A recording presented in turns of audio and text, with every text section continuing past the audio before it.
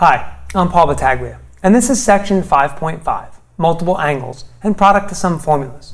You know, if students were to look at the text before class, they might seem a little bit overwhelmed because they're going to see all these different formulas and they're probably going to think to themselves, do I have to know all these or do I have to memorize all these? So one of the things I like to do to put students at ease right away is tell them I don't need them to memorize these formulas. Now, it's a personal preference, but to me it's more important that they know how to work with them and they know how to use them.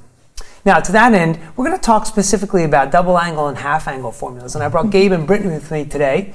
And Brittany, talk to us a little bit about a nice little trick that you like to show students with the double angle formulas. Yeah, for the double angle formula for tangent 2x, okay. I like my students, since it's a little intimidating to them, I say it's okay to use sine 2x over cosine 2x. Yeah. And I think what we want to stress to students is we're still trying to find an exact value. And to be honest with you, they could have even done this in a previous section with sum and difference formulas as long as they stay consistent. So for instance, if they were trying to evaluate tangent of a plus b, as long as they're doing sine of a plus b over cosine of a plus b, for them that might actually seem a little bit more doable than working with the tangent of the sum and difference formula, or in this case, the double angle formula. Gabe, tell us a little bit about how you want students to work with the half angle formula. Okay, so the half angle formulas are worked with in a similar fashion to all the other formulas in this section. Right. But something special happens when you're working with them. Okay. So you'll have sine of u divided by 2 is equal to plus or minus the square root of all this big expression, right? Yeah.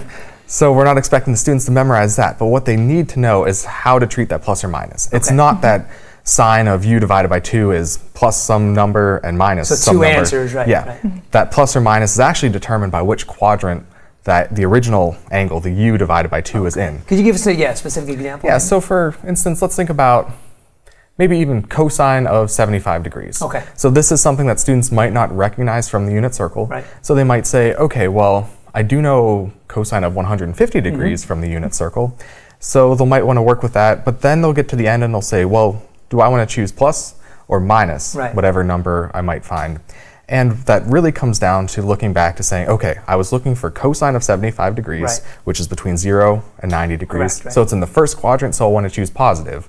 And students might get confused and say, wait, am I looking for the quadrant that 75 degrees is in, the first quadrant, or am I looking for the quadrant which 150 degrees is in, the second quadrant? And that'll determine whether or not the answer is positive or negative. Perfect, perfect. And I think one of the things you can do is as you're working through these with your students, try and get them to not I don't want to say prove, but at least look at these maybe from multiple perspectives using different formulas, seeing how the different formulas can actually give you the same answer, which I think is a good thing to do.